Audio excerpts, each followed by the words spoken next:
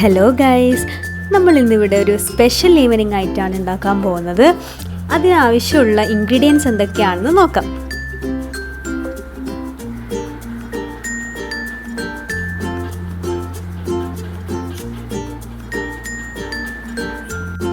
ഒരു ബോളിൽ 2 കപ്പ് മൈദ എടുത്ത ശേഷം അതിലേക്ക് 1/2 ടീസ്പൂൺ പഞ്ചസാര, അല്പം ഉപ്പും, ഉണങ്ങിയ തേങ്ങാ കഷ്ണങ്ങളും, 2 പച്ചമുളകും, പൊടിപൊടിയായി അരിഞ്ഞ കറിവേപ്പിലയും മല്ലിയിലയും, ചെറിയ കഷ്ണങ്ങളായി അരിഞ്ഞ ഇഞ്ചിയും, 1 സവാളയും, 1 ടീസ്പൂൺ ജീരകവും ചേർത്ത് നന്നായി മിക്സ് ചെയ്യുക.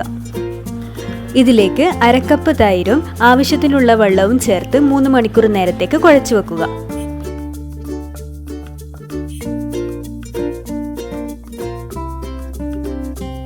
3 മണിക്കൂറിന് ശേഷം മറ്റൊരു പാൻ എടുത്ത് എണ്ണ ഒഴിച്ച് നന്നായി ചൂടായ ശേഷം അതിലേക്ക് നമ്മുടെ ഈ മാവ് ഒഴിച്ചു കൊടുക്കുക. നിങ്ങളുടെ ഇഷ്ടമുള്ള ഷേപ്പിലേക്ക് ഇത് ഒഴിച്ചു കൊടുക്കാവുന്നതാണ്.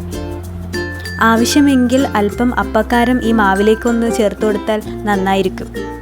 അങ്ങനെ നമ്മുടെ വളരെ ടേസ്റ്റി ആയിട്ടുള്ള ഒരു ഈവനിങ് സ്നാക്ക് റെഡിയായി കഴിഞ്ഞു ഗൈസ്. എല്ലാവരും ഇത് ട്രൈ ചെയ്ത് നോക്കണേ. ഈ സ്നാക്കിനൊപ്പം ഒരു ചട്നിയും കൂടി ഉണ്ടെങ്കിൽ അടിപൊളിയായി ഗൈസ്.